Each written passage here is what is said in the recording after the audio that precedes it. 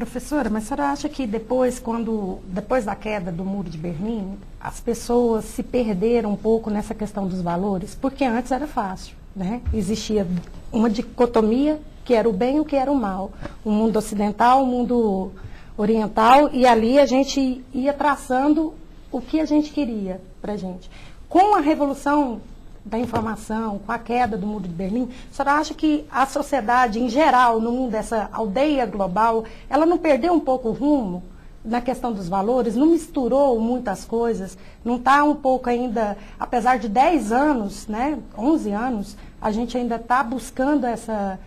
Aqui, cara, vai fazer 10 anos? Não, vai fazer 20, né? Porque 89 vai fazer 20 anos. Quer dizer, então esse processo tem melhorado, a gente percebe que tem melhorado, mas será que não é a linha, não está nos voltar? Quando você fala educar, a gente pensa assim, mas e as pessoas que já estão, saíram, viveram essa transformação e não conseguiram ainda se adequar no mundo? Como que é isso? Olha só, eu classifico essa tua pergunta numa classificação muito particular que a gente tem, que é pergunta JK. Né? Aquela história de 50 anos em 5. Então, 50 assuntos em 1.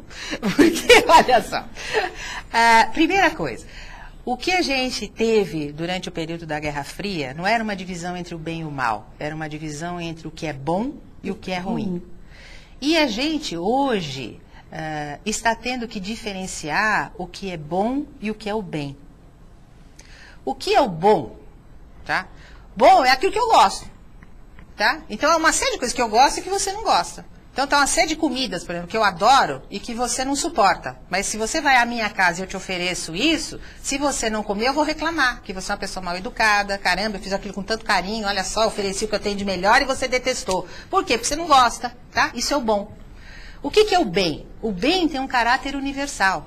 Uma ação benéfica, uma ação ética, ela é benéfica aqui, na China, em qualquer lugar. Ela é percebida universalmente como benéfica. Então, quando a gente saiu de uma dicotomia ideológica do que é bom e do que não é bom, a gente se tornou, se viu diante de um novo desafio, e é a esse desafio que eu estava me referindo quando eu estava falando de desafios globais, que são os desafios benéficos. Hoje, o desafio que a gente tem é o desafio de encontrar encaminhamentos de solução para as questões ambientais, para as questões econômicas, para as questões sociais, para a miséria humana, para tudo isso que a gente tem diante de nós, com foco no bem comum. Ninguém mais imagina que um país, que um governo, né, ou que uma estrutura isoladamente poderá ir bem num mundo que vai mal. E essa é uma visão que, sob a ótica ideológica, não existia. Era possível uma parte do mundo ir bem, enquanto uma outra parte do mundo ia mal. Hoje, já não se tem essa leitura. Então, o que a gente tem hoje, não é que a gente se perdeu, a gente está diante de novos desafios. Hoje, a gente está diante de um conjunto de desafios onde ou nos entendemos como humanidade, a respeito dessas grandes questões, ou dificilmente a gente constrói encaminhamentos de solução. E quando você fala, como é que a gente fica em relação à educação, nós, né, que já somos adultos, vamos tomar cuidado para não confundir educação com escola. Essas duas coisas não são sinônimos.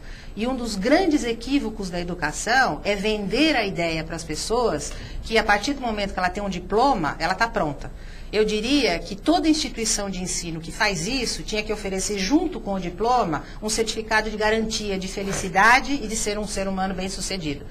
Porque o que esta criatura acabou de fazer foi simplesmente passar por uma etapa seguramente extremamente reduzida no âmbito do seu desenvolvimento e da sua formação. E o que a gente tem hoje é um desafio de educação perene, ao longo da vida. E educação como sinônimo de aprendizado, de desenvolvimento, e não como sinônimo de escola.